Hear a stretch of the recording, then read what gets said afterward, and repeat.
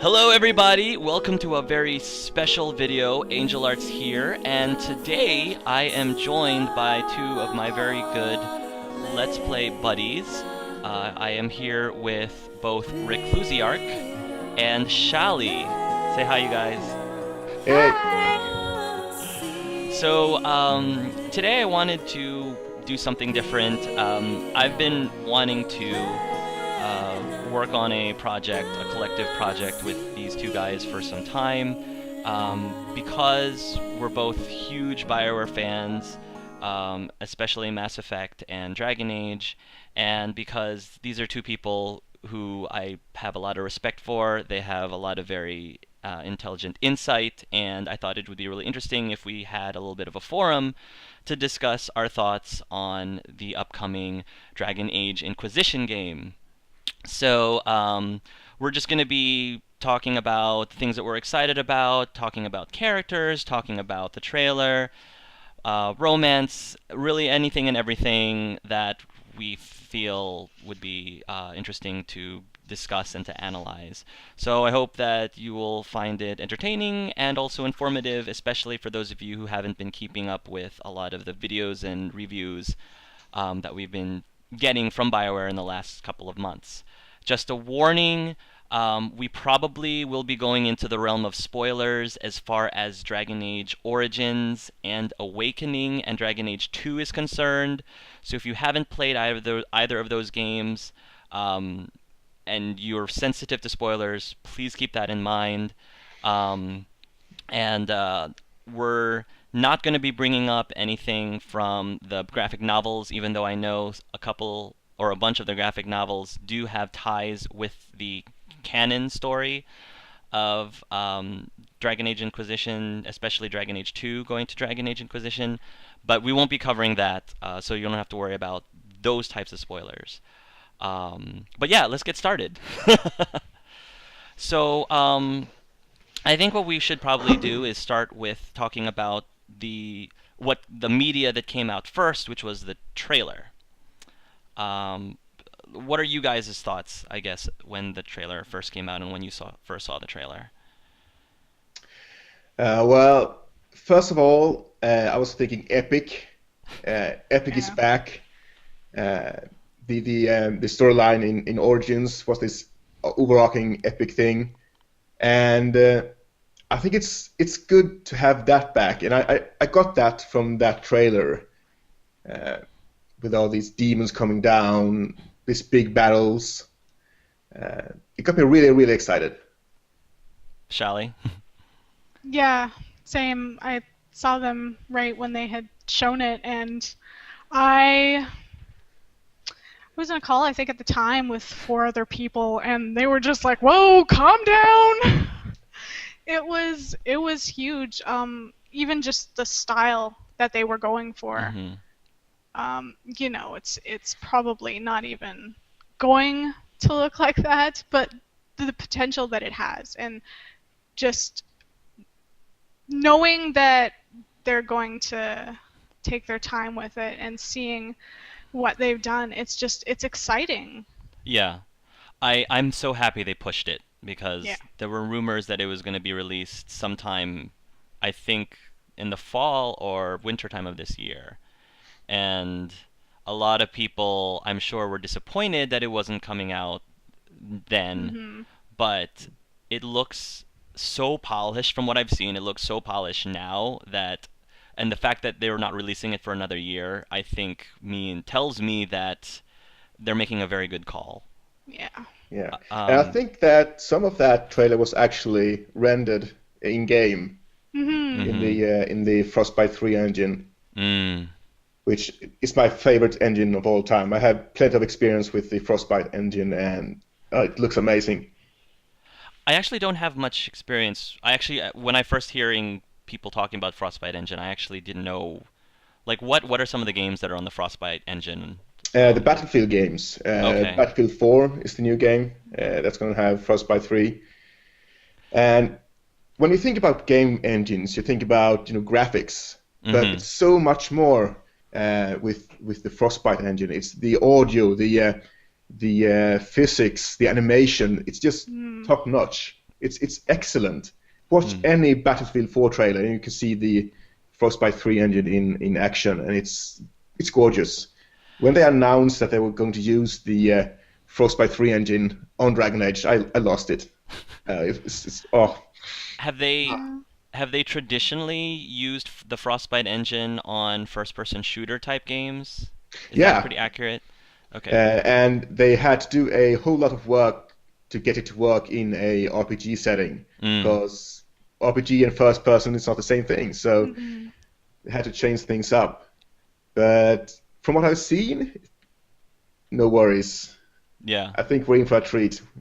My biggest, I guess the first thing that popped into my head when I first saw the trailer is within the first 2 seconds, I recognized Claudia Black's voice within the first 2 seconds, and I squealed like a little girl, and I went, "Oh my gosh, Morrigan!"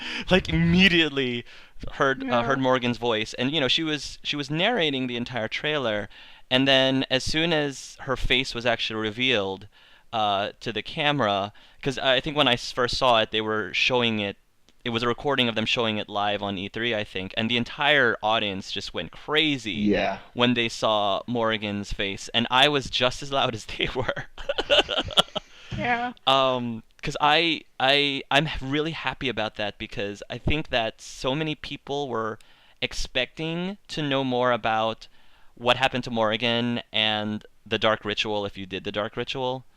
So they kind of skipped over that in Dragon Age 2. So I'm anticipating that we'll be learning more about that, about her, I guess, story in Dragon Age Inquisition, obviously. Yeah.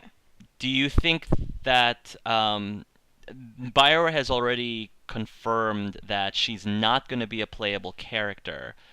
Do you guys think that was the right call to make? What do you guys think? Yeah. That's a tough question, because I think everyone will have a different Morrigan in their game. She, more than almost any other character, has been formed by the Dragon Age series. Did she have a baby? Not have a baby?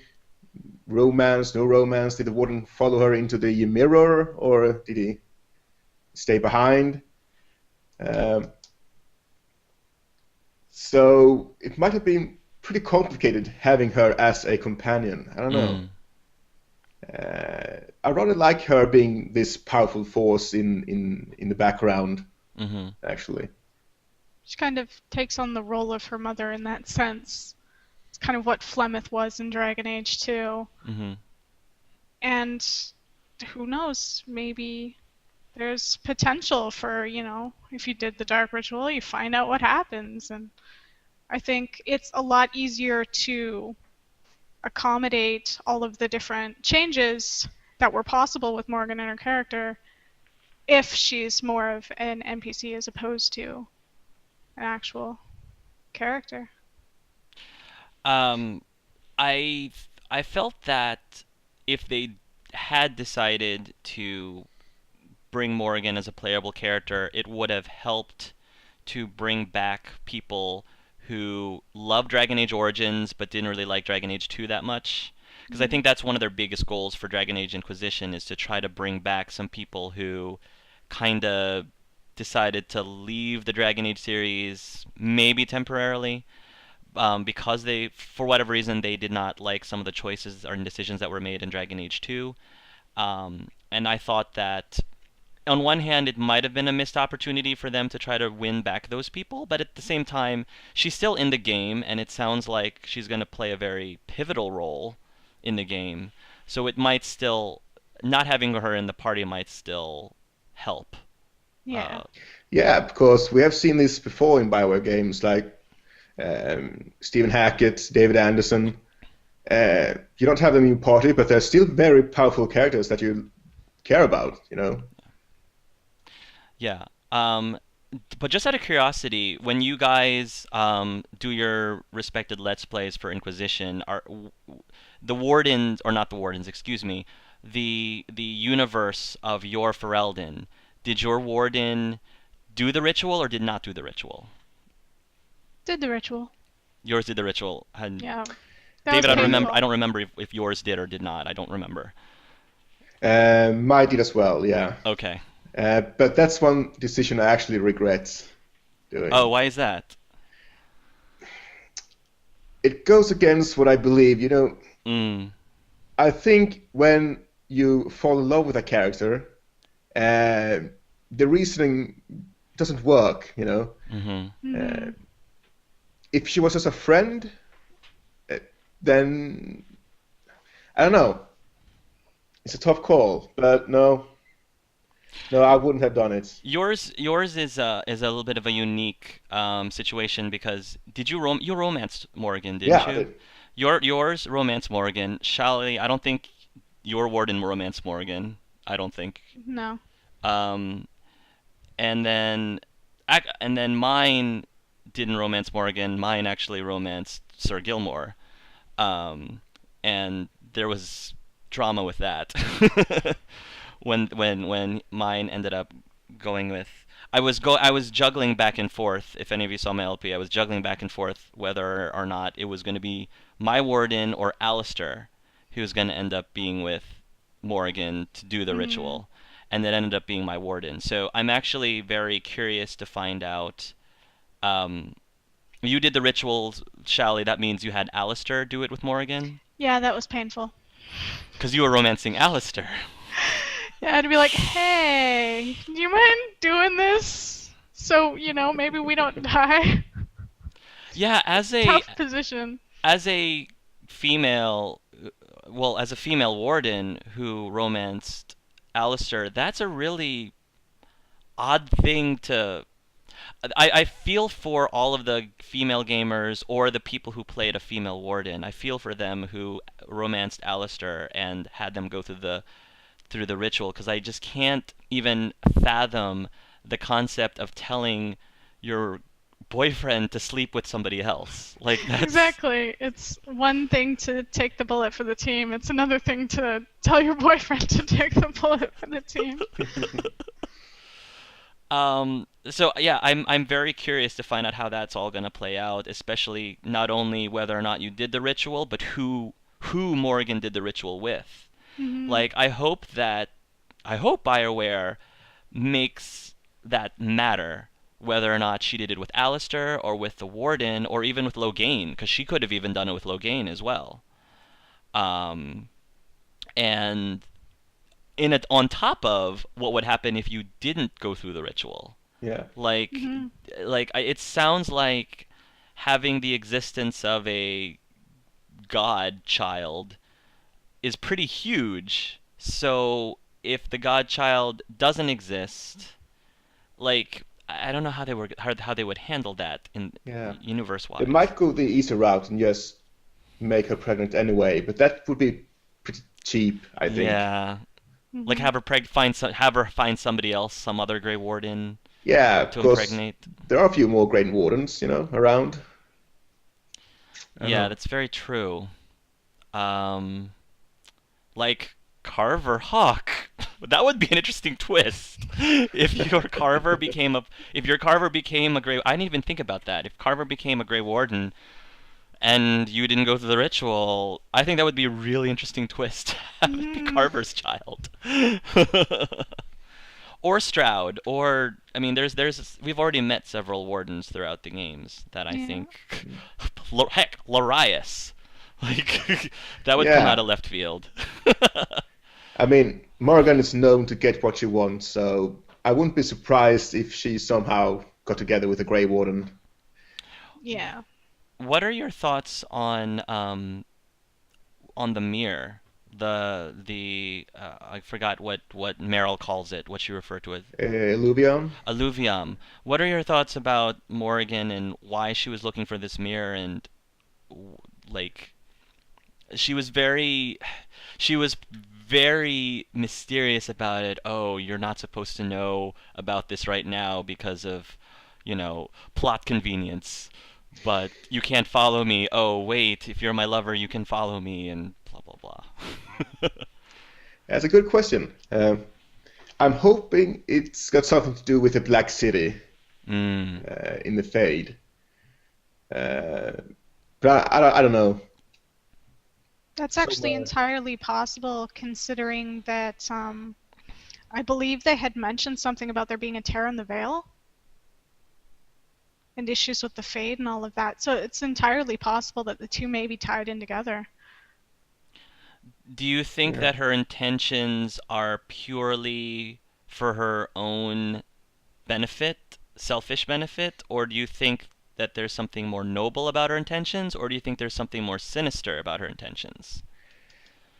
I don't think Morgan is evil per se, but I think she wants power. Mm-hmm. So I think it's a selfish thing. She wants power. Uh, why? I don't know. Maybe she's trying to usurp her mother. I don't know. That's what she claims. I question whether or not that's the only reason, or that's just the reason that she gives you, is to be able to protect herself from Flemeth. Yeah. Um, and I think it's interesting that even if you didn't go through the ritual, she still seeks still seeks the mirror. So it doesn't seem like the godchild is a factor, or at least enough of a factor that would prevent her from seeking the eluvian. Um, Yeah. but speaking of characters, though, from Dragon Age Origins, there's also rumors from the Game Informer magazine that said that Liliana would make an appearance and possibly be a character that was playable in your party. Um, I think that if they're not going to have Morrigan in the party, then putting Liliana is a good call. Hmm. Um, Yeah, I think that they have to have someone from Origins in your party somehow. Uh, and Liliana is a good, she's already a agent for the the Seekers, Divine. the Hmm. Divine, yeah. So it only seems, logical. And I hope she's in there. Yeah, not just being an agent, but a lot of the game is apparently going to take place in Orlais, so her being Right. Orlesian kind of fits into it as well, and it makes her probably the perfect choice if you had to pick anybody. Yeah, I was so excited when I found out that we were going to be able to go to Orlais in this game Hmm. because we get a taste of it in Mark of the Assassin. Um, and just the Orlais mindset is so entertaining. Like even beyond the French accent, but just the things that they care about, the things that are important to these people, like beauty and fashion, and to the point that it gets really ridiculous, which you end up seeing at the party in The Mask of the Betrayer. Hmm. The Yeah. whole culture I just thought was really cool, and I'm really excited to be further immersed into that. Um, Yeah, I think the Olay is a bit too flamboyant for me. I don't think I'm totally comfortable around all those colors and it's a little too shoes and fabulous. yeah. I don't know. Well, I think I'm a Ferelden at heart. Well, I'm there's. Go ahead. Go ahead.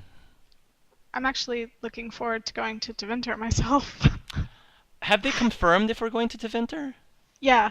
Oh, okay. I did not know that. Hmm. Teventer, I thought would be pretty cool. I thought it would be really interesting to go to Antiva as well, but I envision Mm. Antiva to be one giant glorified orgy, and at least based on what you get from Zevron, because he's pretty much the guy that Mm. tells you the most about Antiva. So maybe he's not the best person to represent Antiva, but that's what was first in my head. But yeah, I didn't realize that. Well, what specifically about Teventer, Schaly, like, are you looking forward to seeing or learning about? Just seeing a lot of the differences. Mages are so different in Deventer, and to see those differences, I think, would be really interesting. Hmm. Just to see what it almost gives you a taste of what the world might be like if mages did what they wanted at any time. And Hmm. I mean, obviously they take it to an extreme, but It's an interesting and different perspective, and that's what I'm looking forward to. Yeah, because I feel like right now our views on Tevinter are kind of skewed because I think the most information we get is from the eyes of Fenris. Hmm. And when Fenris, considering Fenris' situation when he was in Tevinter, yeah, it's very understandable why he feels the way he does about the Tevinter and the Imperium, but part of me wonders the other side, like what is like are all is everyone in Tevinter the horrible terrible people that Fenris says they are? Are Hmm. all mages there as corrupt as he claims them to be? That's the big thing I want to find out. Is that other side of that? Um, Speaking of mages, I think BioWare said that they want to, explore the dangers of being a mage, and especially a blood mage, mhm. uh, in Origins and Dragon Age 2. It was just a click away, Click, I'm a blood mage. No, Yes. no Yeah. consequences, no nothing. This time around, however, it seems to be slightly more dangerous, Hmm. as it should be. Yeah, in Origins, I think there was one point where being a blood mage mattered, and that was Win. And I think initially there was a bug that prevented Win from recognizing you were a blood mage. But I think she makes comment about it at some point. But I don't know if I don't think she outright left if she found out that you were a blood mage. Maybe depending on your responses to her, she might end up leaving if you didn't say something she wanted to hear. But other than that, I think that was the only consequence or reference to your specialization. And then in Dragon Age 2, like my hawk Clive is a blood mage, and he's doing blood magic in front of Anders, and meanwhile Anders is like, I hate blood magic. Oh, but I love Yeah. you.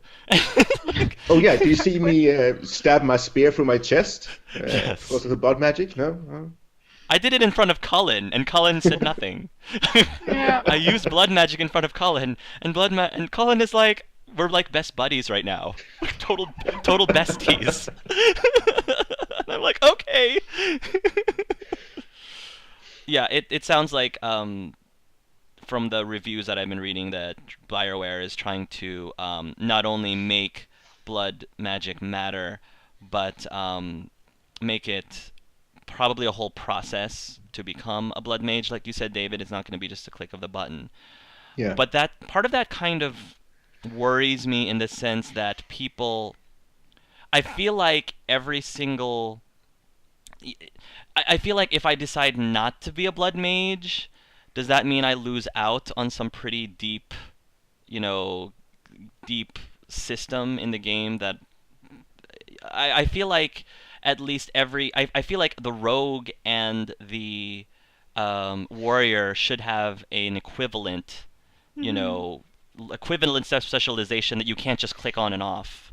Just so there's that option to go a deeper route with a specific Yeah. specialization. Like I don't know what That that would would. work. That would work very well with, say, a Templar specialization, especially Mm, with this Mage Yeah. and Templar war. You shouldn't just be able to become a Templar. right.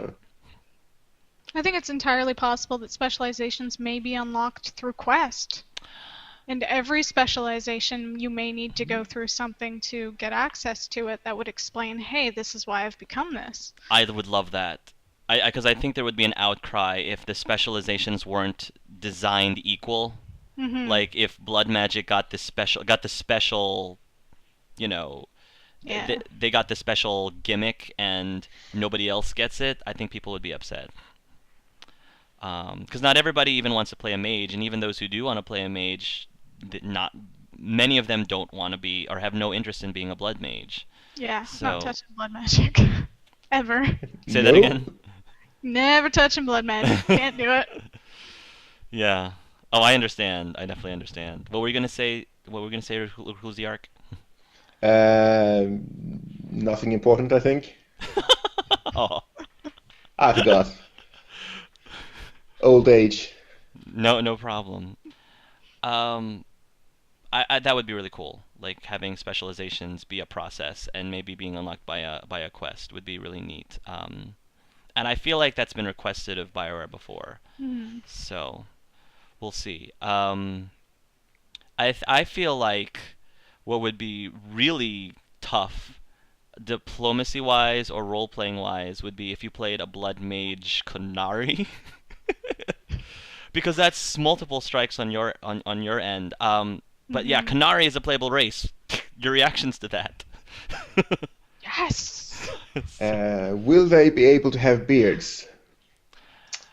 That's my big question. If they I That is a if good they can have beards, then I might consider playing one. I think I heard a recording of one of the panels at, I don't remember which convention, where somebody specifically asked that question if Qunari could have beards, and BioWare said that they were definitely looking into it. They didn't confirm it, but they were looking into Okay. them.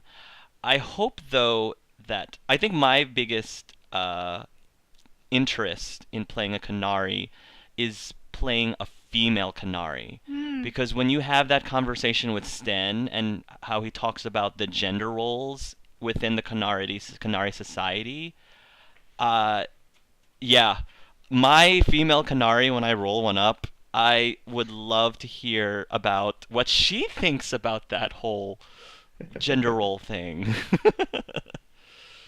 Like Yeah. Schaly, as a female, what do you think about that?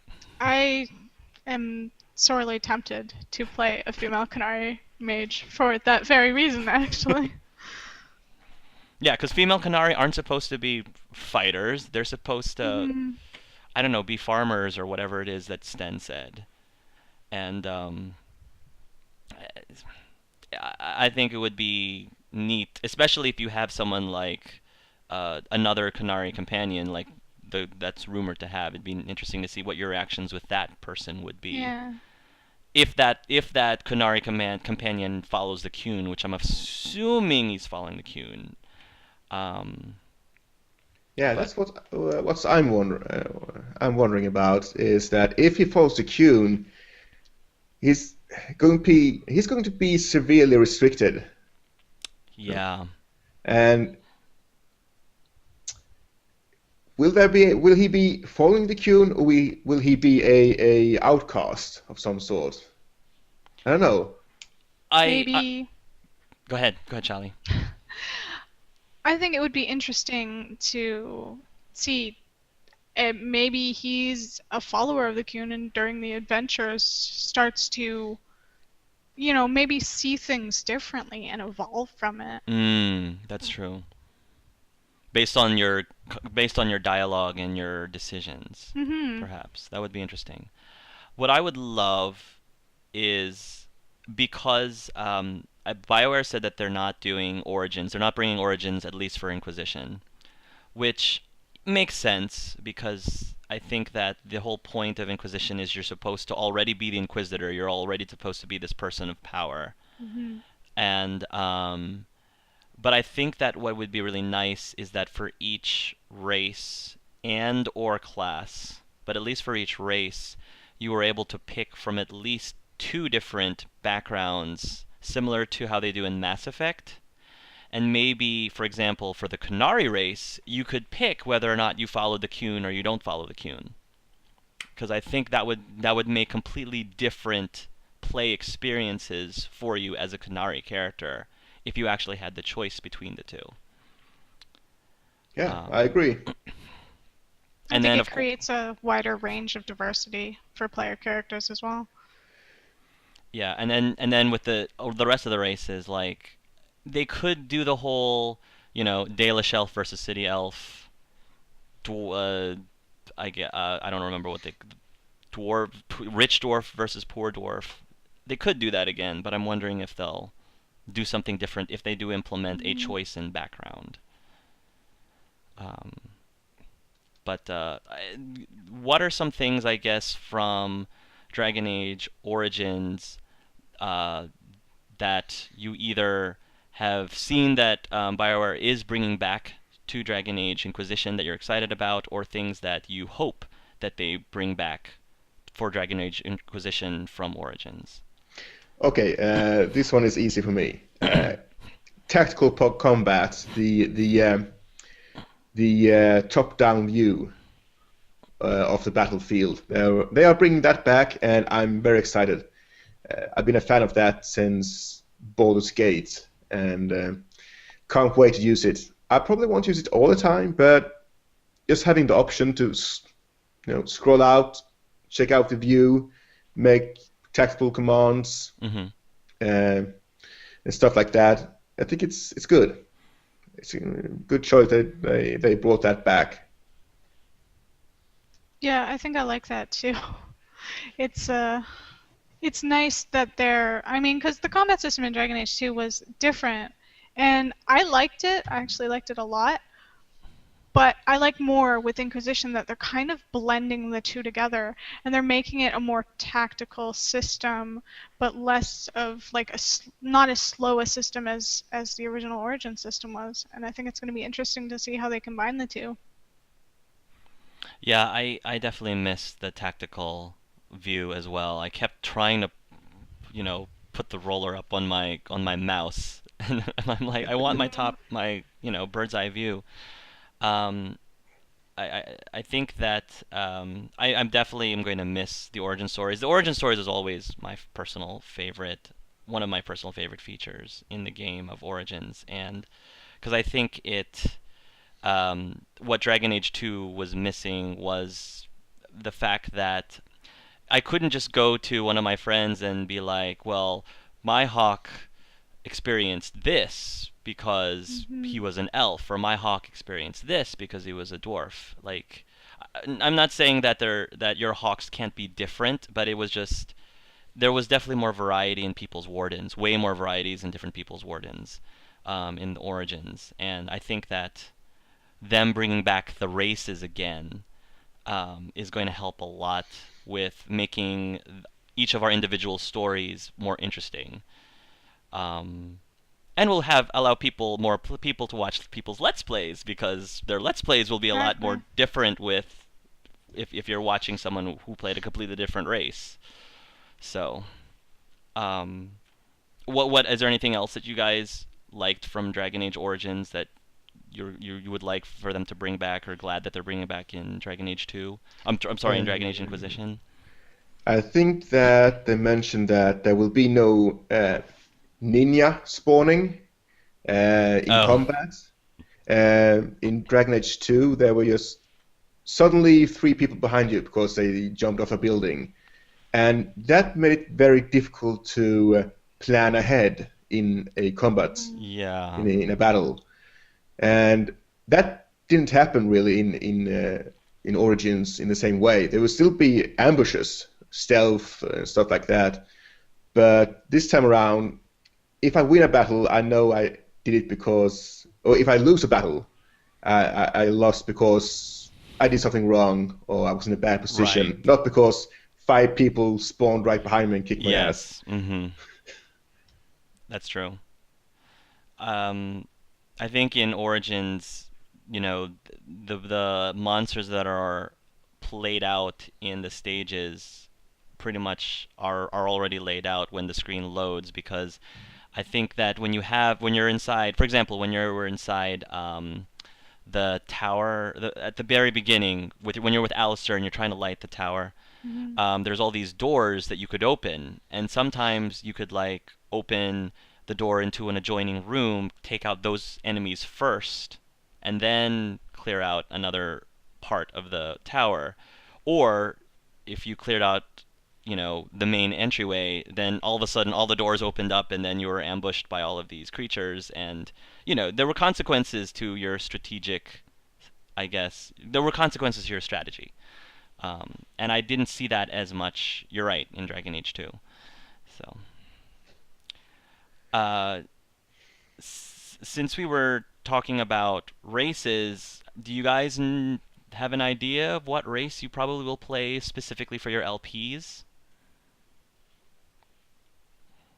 Or are you still deciding? I think nothing's set in stone. You're not setting anything in stone just because we say it here. I like to play a human. I think I'll play a human because I like to play a mundane person in a magical world. Mm-hmm.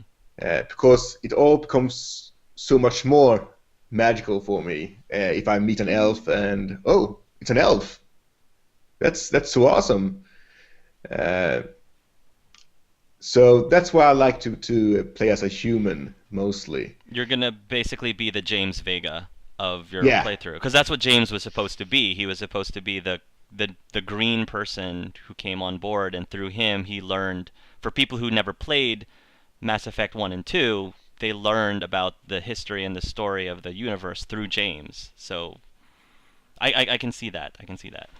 Yeah, but then again, I might want to switch things up a little bit. I played a human warrior through Origins and Dragon Age 2. And do I want to do it again? Probably, because it's awesome. Sword and shield up front, Yeah. the White Knight. But then again, dwarves, epic beards. Qunari, if they have epic beards, Okay. maybe. But a warrior, absolutely a warrior. How about you, Schaly? What are you thinking at the moment? I am back and forth between an elf mage and a Qunari mage, so it's like Yeah, I'd play dwarf if I could be a mage, but I really want. Yeah, I really wish I could play a dwarf mage. That's something that would be mm, pretty awesome. My gut reaction is to play a Qunari mage as well, because mages have also been my favorite class. yeah.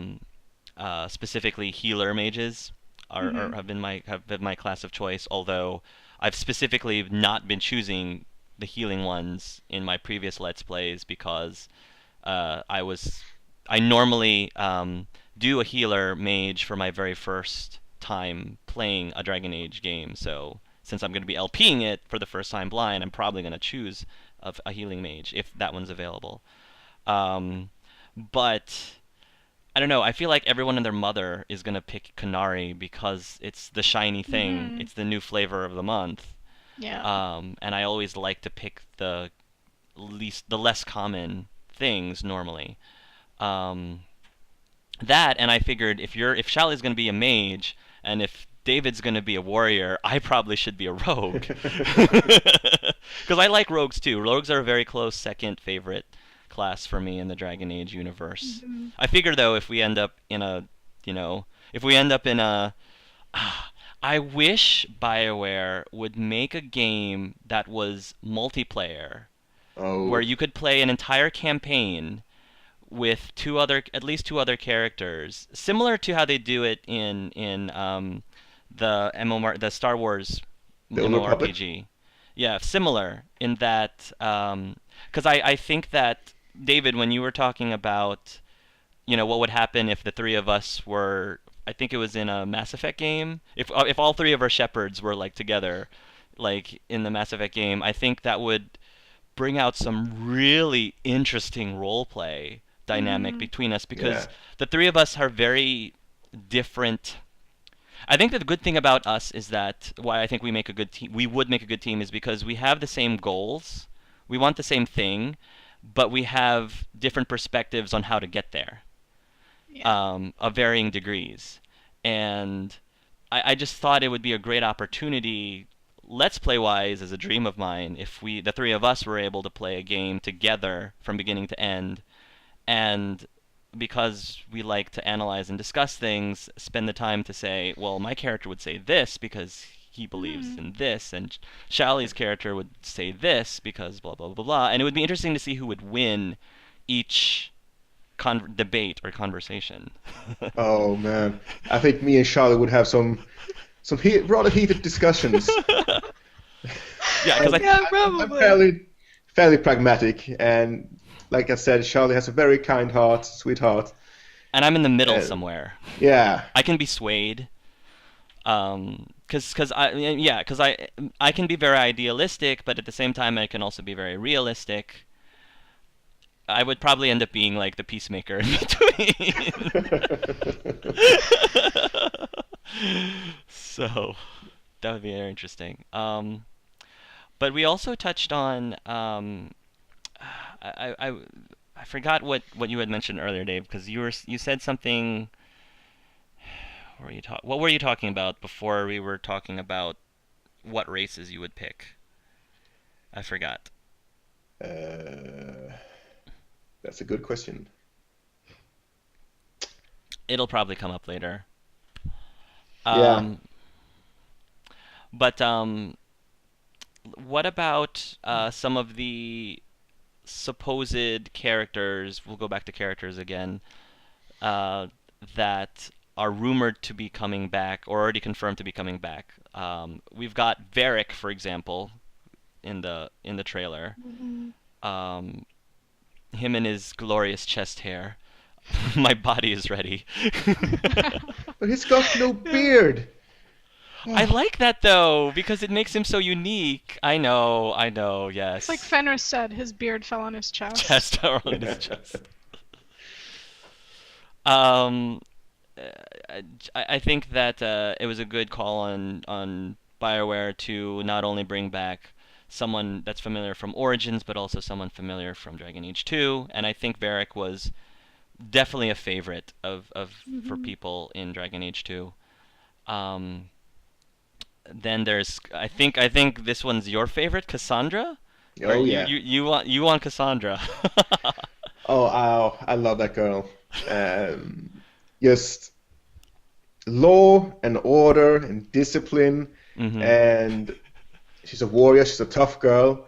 And my one weakness, she's got short, dark hair, and I love Oh, that on females. Love that. she's sort And of I can see that very actually, Dave, because she sort of has the similar look and feel of the pilot from Deus Ex, kind yeah, of. I can yeah, that's right. That's yes. right.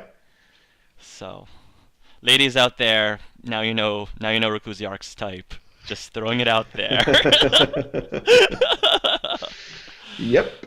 um, Adventurers. uh, how about you, Schaly? Are you excited about any specific character that's either been announced or not announced to come back? I'm definitely excited about Varric. And it makes sense because he's clearly the type of guy that goes where the story is. Yeah. And, And they they need to make him romanceable. oh God, please. Maker's breath, please. Please. Well, the forums were up in arms. The forums, the fan pages specific to Varric were begging BioWare to add a patch that allowed Varric to be romanceable. So Hmm. BioWare knows that people want him to be romanceable, and I hope that they're listening, they're taking that into consideration. Um, I'm, I have been shamelessly been not afraid to admit that my biggest excitement of coming back, of the character of coming back, is Cullen. Loved Mm. Cullen from the beginning, from Origins, because my very first playthrough, I was a female mage. And so there was that thing going on during Yeah. her origin story. The only reason I was a female mage is because I wanted Alistair. And I heard the only way I could have Alistair was become a female. And so, but I always liked Colin, and Dragon Age 2, I thought Colin really shined.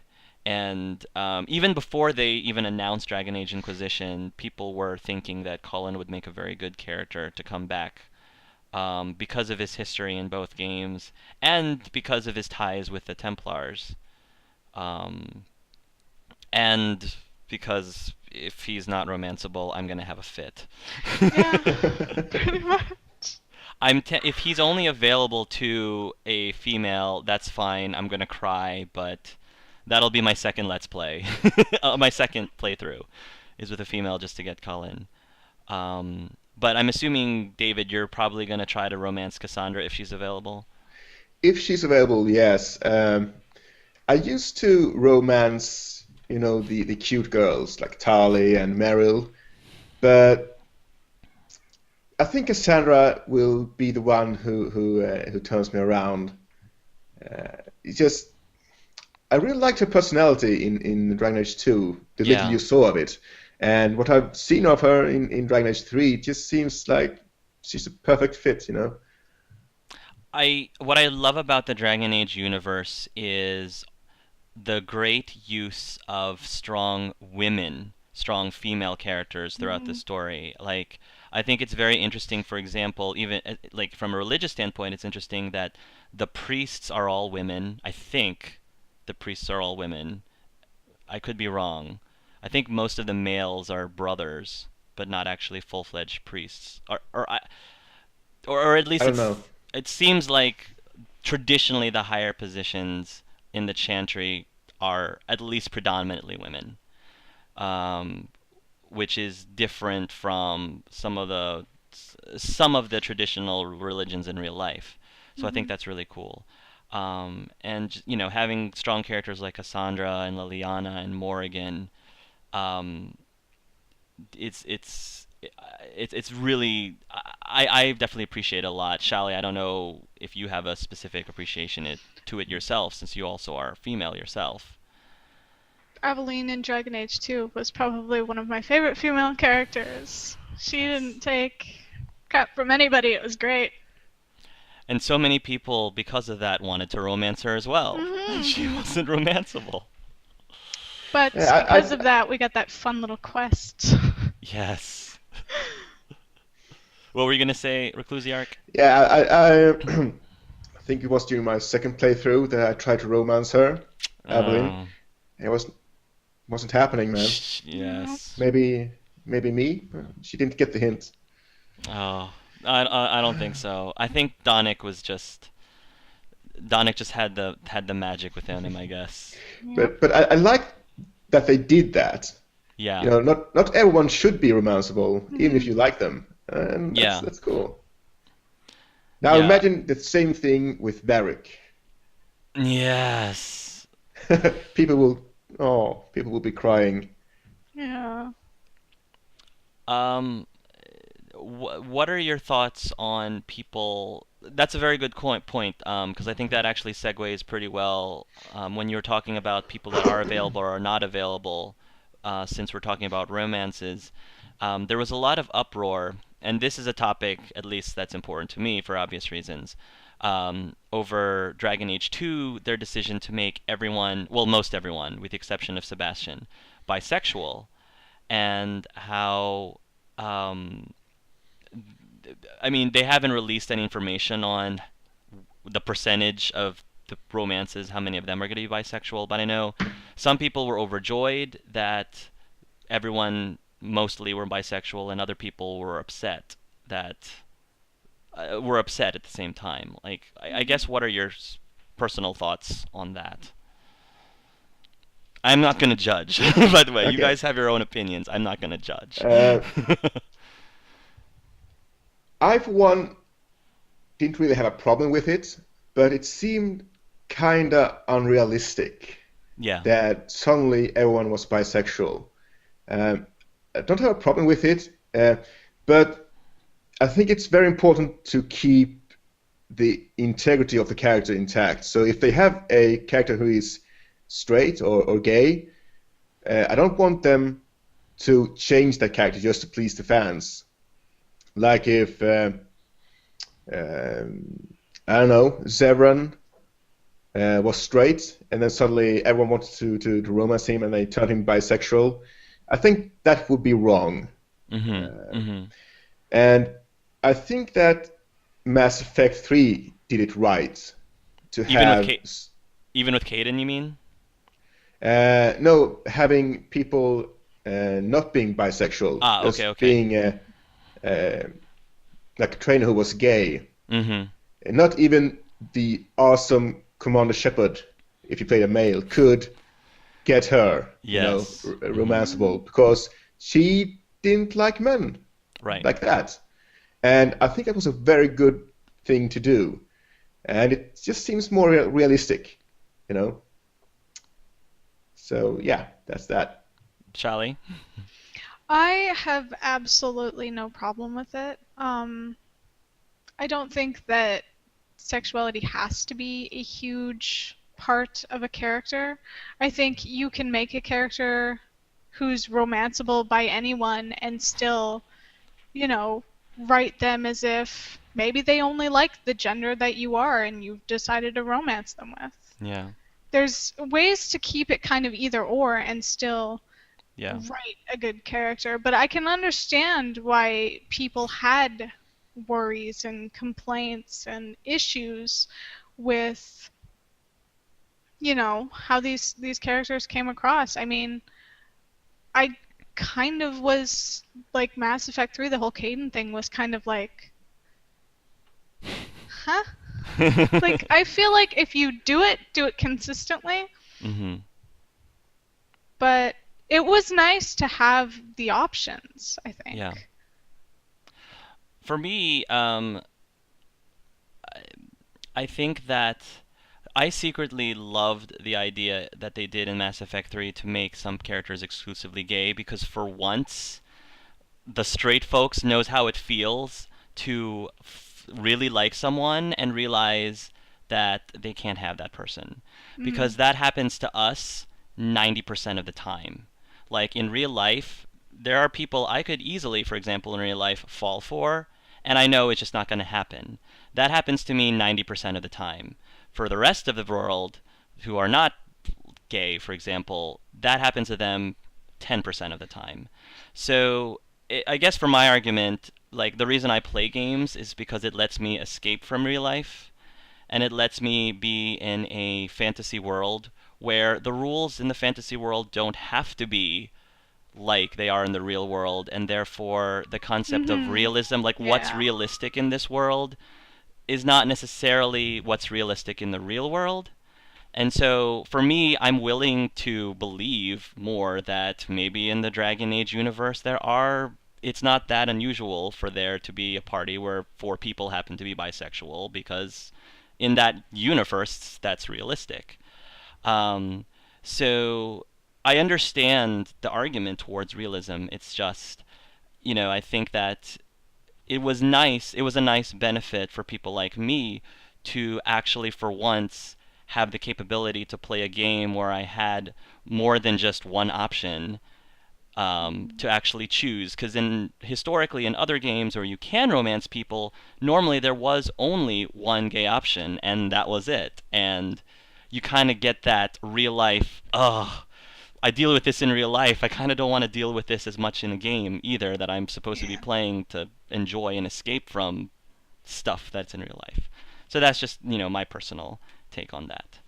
So, but I think that if we were to decide who would be a good candidate for being a bisexual person, I think, at least for the male side of the people that they've already announced, I think Varric would be the closest.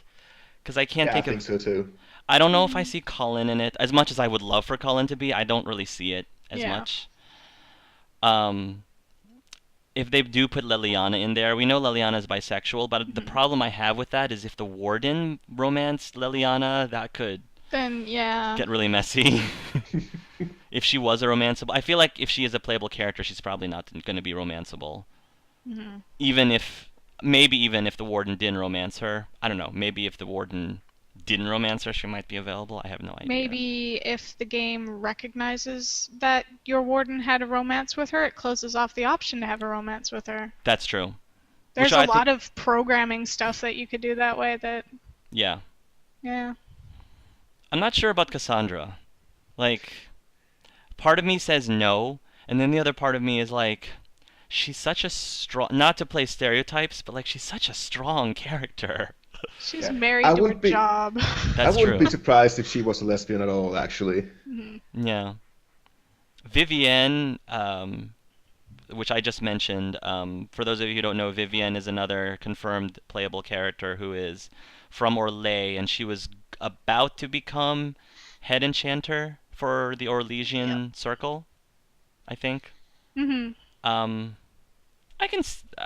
She's such a clean slate to me right now, so I can see them going that way with her as Yeah. well. But I don't know if they're going to go anywhere beyond that because we have no idea. Do we have a number? Did they ever release a number of how many followers we were going to have? I Or have if no they- idea, actually. Not a definitive number. Did they even mention if it was going to be more or less than Dragon Age 2? Oh, We have no idea yet.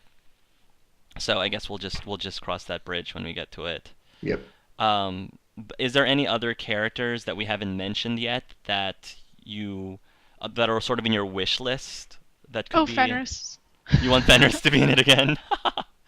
I do. I can't not want Fenris. Well, Fenris is probably going to be with your hawk, though. Do you want Fenris to leave your hawk? That's the only issue I would have. He doesn't have to be playable. He can just be there. That's true. Well, yeah, it would be nice if... Yeah, it would be nice if we saw a lot of those people, at least in the game in some fashion. I mean, they talk about the potential of running into your warden or your hawk, so Yeah. you never know. I wonder how they're going to execute that, running into your warden and your hawk. That's gonna. I don't know how. I've been thinking about this, and I can't see how they would do this. Yeah. First of all, they have to export the facial code or something. It has to look like the person you played, and then there's a whole lot of things that this guy has experienced that had to be. I don't know. I think it's Could be easier. really messy. I think it's easier for them to do it with Hawk than it is Yeah. because first of all, he has a voice. He has a voice. That's the big Yeah. thing. And secondly, I think that I mean, overall, the game can probably determine if it's a sarcastic Hawk versus a pragmatic Hawk versus a diplomatic Hawk. So that might help with the tone a little bit. But for the warden, the reason why I think they didn't put the warden in Dragon Age 2 is because people will complain, my warden wouldn't do that, or like my warden wouldn't say that. I already had a bit of an issue with Anders saying that my warden supposedly took Sir Pounce-A-Lot away from him. I was like, oh, my warden wouldn't have done that. I was so upset. And I'm assuming that was the warden that Anders was talking about, because I can't think of any other warden that it could be. But supposedly my warden took Sir Pounce-A-Lot away from him, and that in and of itself upset me. So I can see them having the warden as a cloak figure behind Morrigan or something like that, in full armor if he was a right. warrior, In a hood or, if he's... yeah, full face. And oh man, I guess that would be awesome. I would do that. That would be awesome. What they could... I do see them doing, if BioWare was really clever, is if you did have a conversation with your warden, that you could select what your warden says. So, like, you could... Yes, you can control what your Inquisition says, but I think that if BioWare knows this is your warden, and you get to dictate what your warden does, then they should just let you control both characters in the dialogue. Yeah. They should totally have a three-way conversation with the warden, Hawk, and the Inquisitor. That would be And I'm awesome. doing everything. Best conversation ever. Yeah, because I don't think Angelus would see eye to eye with Clive. I think they would argue a lot. I would not have them agree with everything. Yeah, So and I don't agree with everything my Kale, my warden, did. Mm-hmm. Now, when I'm more mature. I think it would be so epic if they were all like in the strategy war room together, and the Inquisitor. You started off as the Inquisitor, and you were like talking to your minions, and asking about, okay, strategy, what do you guys think? And then you could actually select what your warden and your hawk said. That would be a dream come true if BioWare were clever enough to do that. But it's pretty much, your warden could be dead.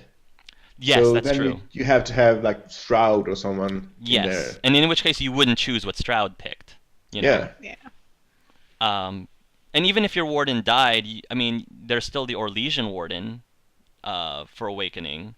So I think it's still, you can still control your Elysian warden too. But yeah, that would be a really pleasant surprise if BioWare executed that. I think with the introduction of the Dragon Age Keep, the new system that they're implementing for creating your own choices and save game and stuff like that, that there's a lot of potential to play around with stuff like that. I mean, they could put in something like, what do you want your Hawk's personality to be like? What do you want your Warden's personality to be like? Go through a series of questions like, what would you do in this situation kind of thing. I think there's a lot of potential with that system to have even more versatility with Inquisition and how the previous choices affect the third game. That's so cool because maybe you might even be able to create the face for your warden, so it wouldn't have be Yeah, forced to have a helmet or something like Yes. that. That actually is a good point. I didn't even think about that. I would love that a feature. Yeah, they didn't really give much. They didn't really give much information on how extensive the keep was, and I thought it was just going to be something simple like they did for the Mass Effect series. But the mm, fact, which is why I was surprised, why are they going on beta? Like, why are they baiting this with people if you're just? But it sounds like it might be more complicated than I think it is. So, hmm, that's an interesting thought. I mean, if they're making it its own system, like its own thing, then my hope is that it's a really extensive, you know, process and that you Mm-hmm. can really get involved with all of the choices. Yeah. Yeah. You mentioned when you mentioned the keep, the first thing that I thought about was the actual keep that the warden or the inquisitor gets. Um, I'm excited about the fact that you can capture keeps and you can have the keeps do specific purposes like commerce or Hmm. trade versus war planning, and you can customize it. I don't know to what degree, but you can customize the look and feel of said keep. Um, what are your thoughts on that specific feature? Well, me personally, I'm pretty indifferent actually. Mm. The keep would probably also just be my base of operations. Uh, and you said you could customize it?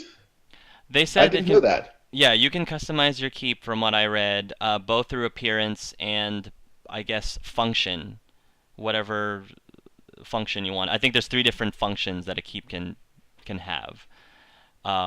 But they haven't. We don't know that much more beyond that. I don't think. So Oh, yeah. I'm Well, looking forward to it definitely because I think one of my favorite things about Neverwinter Nights 2 was mm, having that and having all that customization and stuff like that. And it's been so long since I've played a game where you kind of have that whole base of operations and yeah, you feel like there's an added level of strategy, yeah, especially if, the potential for this big, Templar versus Mage war happens. hmm If there's a potential for large scale combat, having these keeps and having, soldiers and all of this, there's that added level of strategy that I think would be interesting. yeah. I think I like the idea of having some sort of home base feel. Because Origins, you had the camp. Mass Effect, you had the Normandy. I mean, like Normandy just felt like home. Um, I feel like because you can have multiple keeps, it's all going to be a little bit different. Mm. Because you don't really have a home base that I'm aware of, or maybe you do have a home base. I don't know how the whole thing's going to work, but I think that it'll be an interesting concept for the series. Um, what are you guys' thoughts on the fact that this thing is going to be semi-open world? I'm actually pretty concerned Mm. about that. I've always had uh, problems with open world games because uh, they don't seem as deep as linear Mm-hmm. games because there's so much to do. There's so much exploration to do. And that said, it is a Bioware game, and I think they know what the fans want. Mm-hmm. And I don't think it's a open world in the traditional sense like Skyrim. It's more like my really big areas. Yeah, that was what they were kind of going for. Was they were like, we want it to have an open world feel, but we don't want something like Skyrim. Yeah. I think one of the areas is like as big as Ferelden. Mm-hmm. So they made it very clear that they weren't going to have the same issues crop up as they did with Dragon Age 2 with these small Yeah. areas and reused maps and all of that stuff. Yeah. Yeah, I too, I've voiced this before in some of my other videos that when I played Skyrim, it was a fun game, but I personally didn't play for it for that long. Like there was a point where I was kind of tired of wandering around the world and exploring. I understand the appeal of exploring, but I don't play games for exploring. I play games for the story. And Hmm. so there just came a point where I was like, I'm sure there's a lot of really interesting tiny stories that you can find in Skyrim, but I just wanted to beat the main campaign, and once I beat the main campaign, I was done with it and didn't go. I haven't gone back to Skyrim since. So I think that, as Reclusiarch said, I think that BioWare knows what the Yeah. players desire out of this game, and they know that story comes first. And I hope that their reasoning behind the open world was more than just to get new players to come and join the franchise, because I know that, understandably so, it's a business, it's a company, that's what they want to do, but at the same time, not to do it too far that it compromises what Dragon Age is supposed to be about. So, uh, just about the plot in general, like, do you have any thoughts on uh, what they've revealed about the overall plot, either through the trailer, through the videos and podcasts and other articles that you might have read or seen? Yeah. Okay. uh, well, for me, the most interesting thing I think is that you're this Inquisitor that you don't answer to anyone.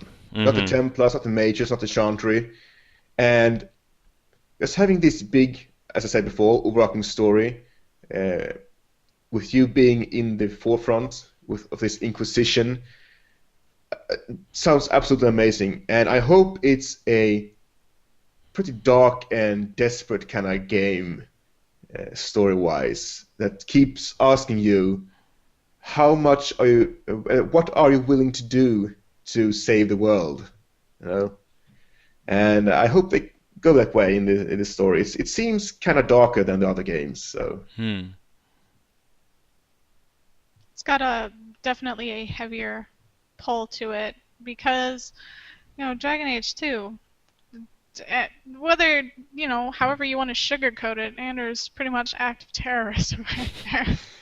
Yeah. So, yeah, it's a serious issue because, mages and the Chantry and the Templars, I mean, that's a system that they've used for a long time, and now it's just starting to unravel. So it's a serious issue that I think is going to be interesting to see. And what I love is that they're not expecting you to make the situation better. You can take it however which way you want. You can fuel Yeah. the fire even. Yes.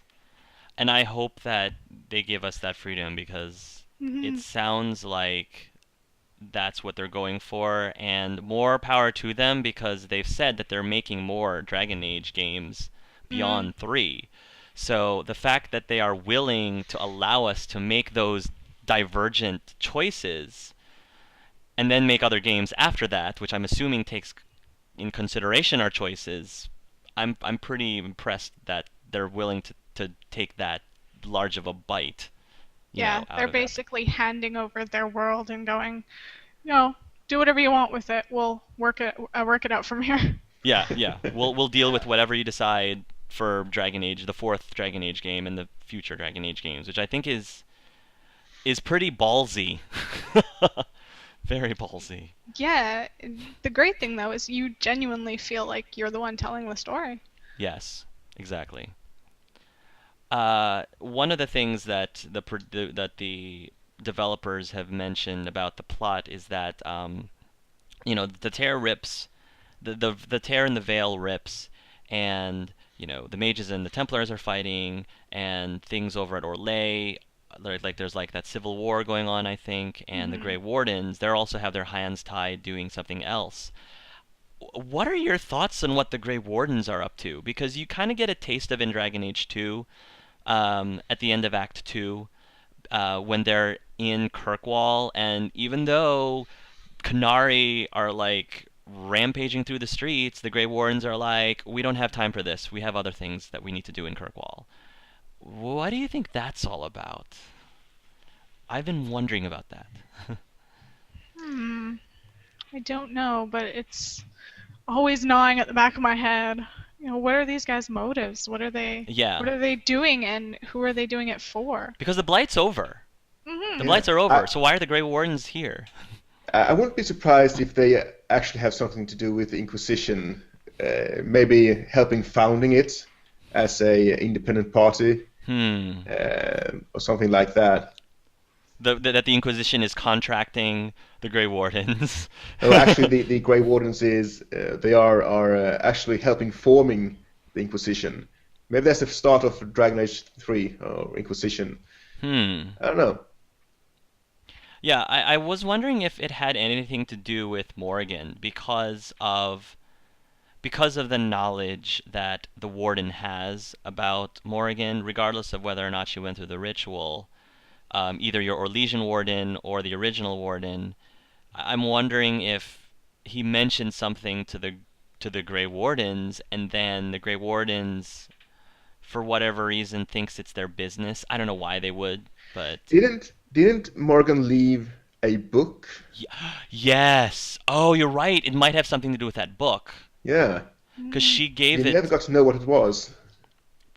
There's a reason why. You're right, because she could have. Yes, now I remember. During Witch Hunt, when you're having your dialogue with Morrigan, she says that she could have easily gone through the mirror, but she had a feeling that you were going to show up.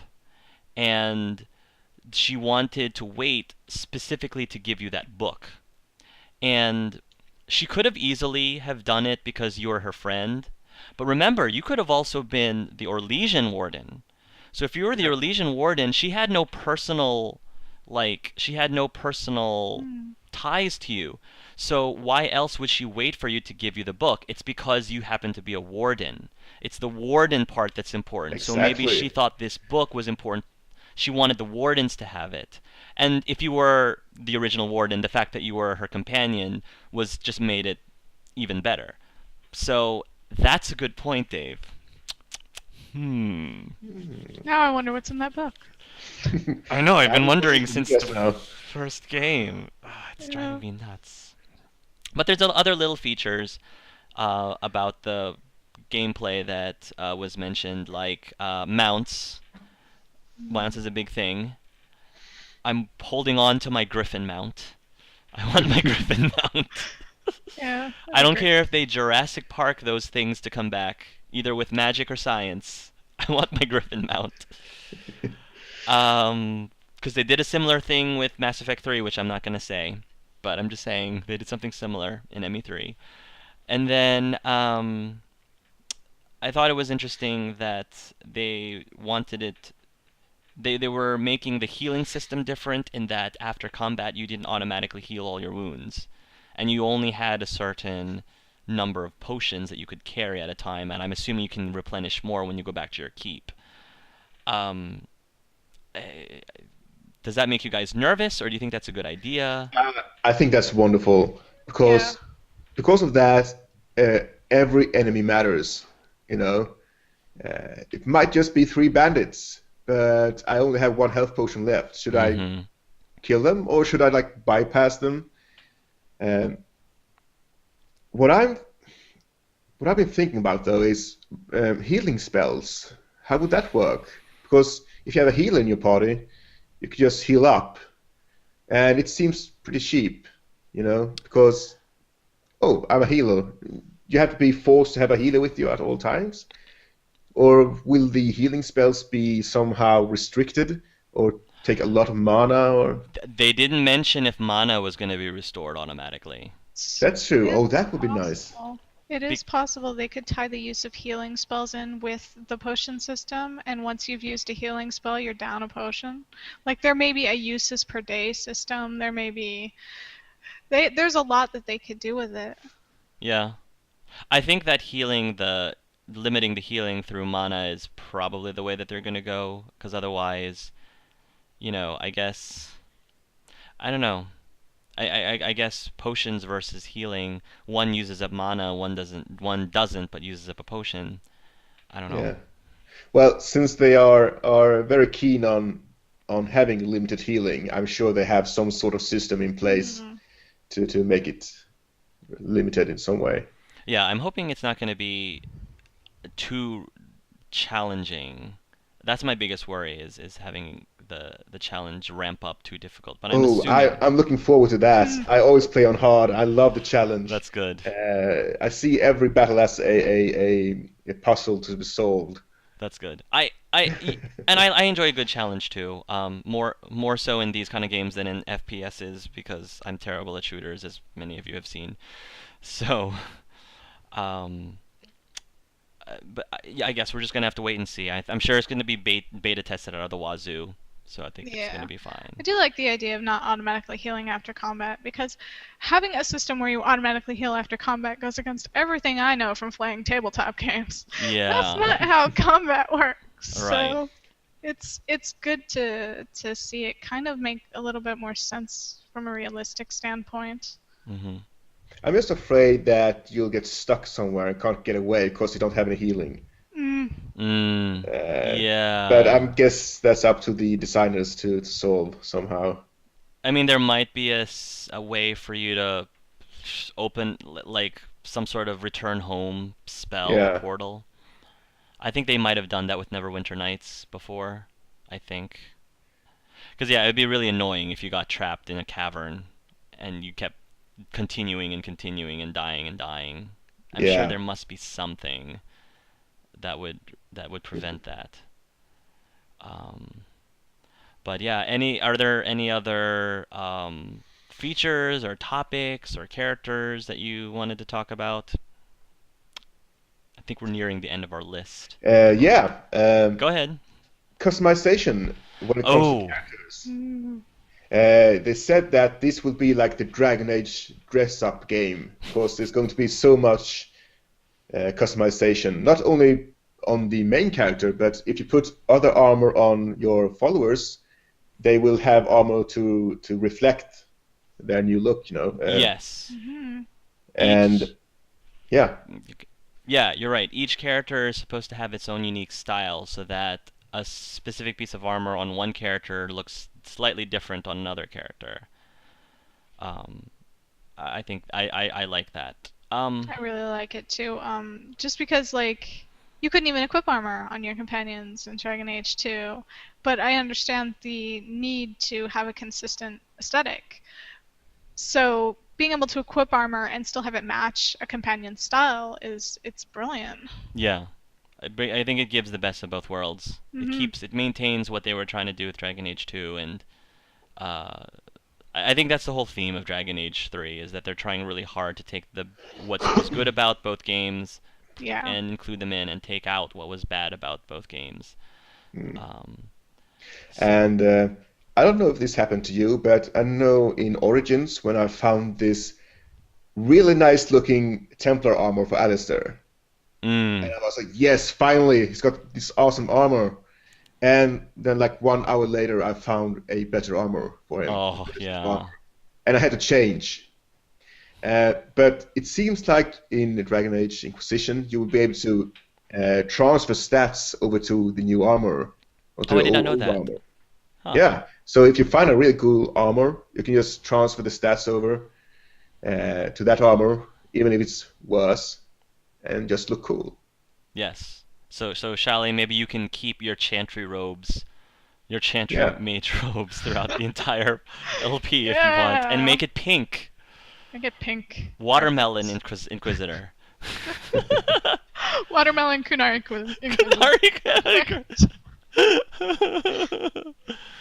Oh gosh, that would be great to see. Always loved the customization in BioWare games, so it's good that they're putting even more thought than they would otherwise typically put into it. It'll be interesting to see all the stuff I can do in the character creation. I'm excited to see the multiple uses for spells. like the ability to burn bridges with fire spells, the ability to throw up a wall. That's a huge part of, I think, of the combat strategy is controlling. I'm a big fan of controlling spells, as a lot of you might have seen during my Dragon Age 2 playthrough, especially. But I'm wondering how extensive they're going to get with the different abilities of the rogue and the warrior to match, the strategy that I think mages are able to possess.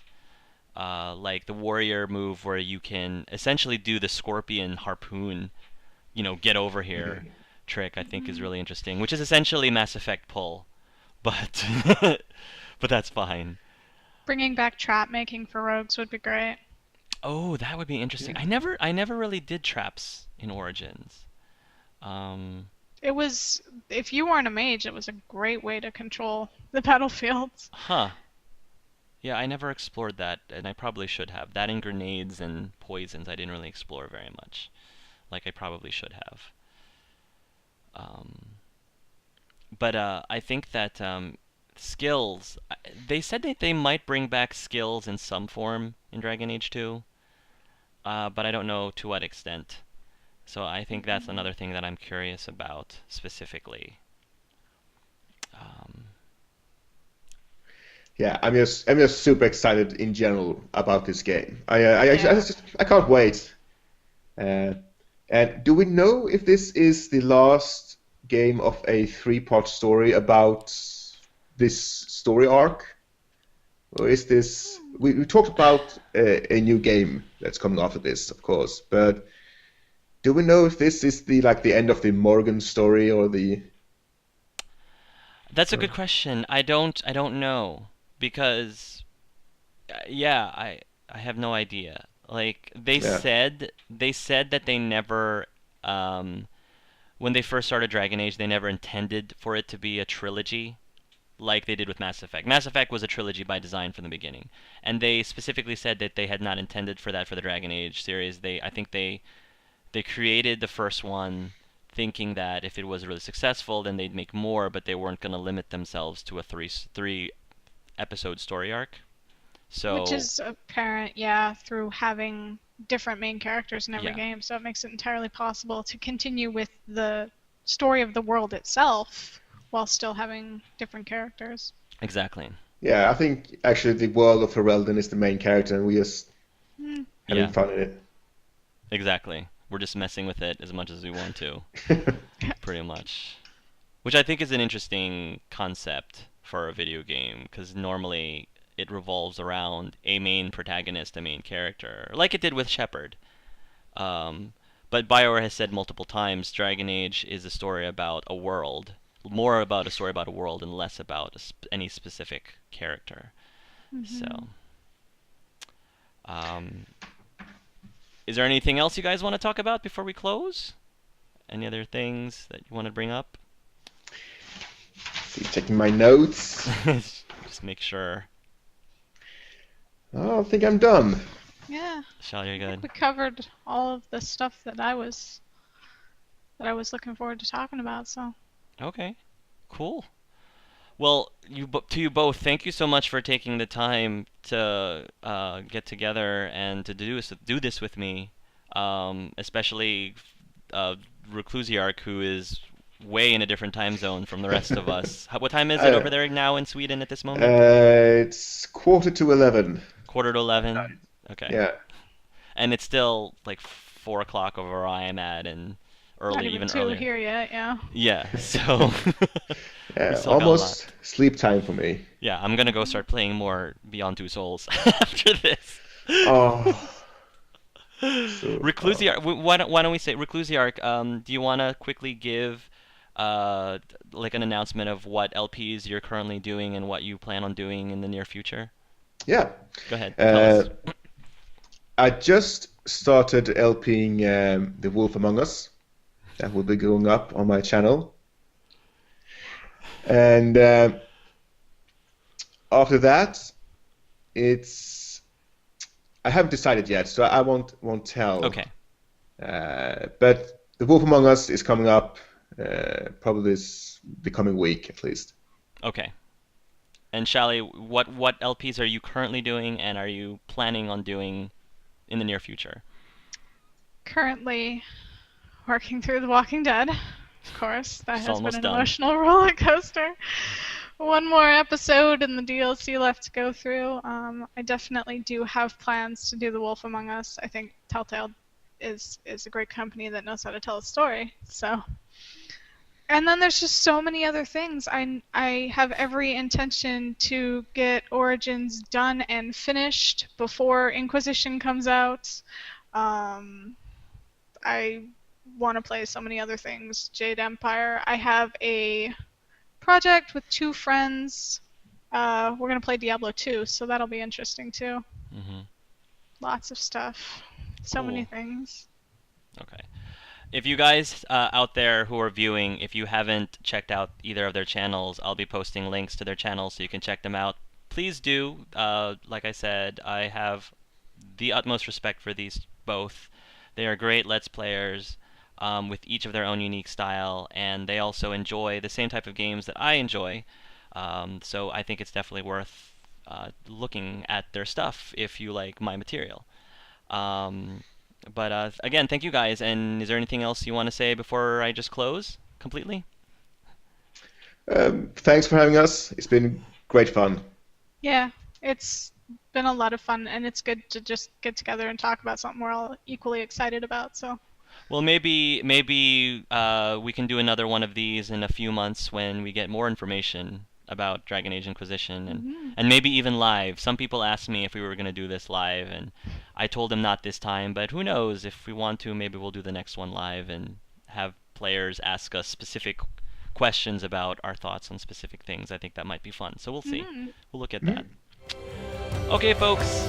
So thanks again for watching, and I guess we're good. I hope that you liked what you heard, or at least learned a few things. If you haven't, I don't know if we really mentioned anything really all that new from what's already been announced.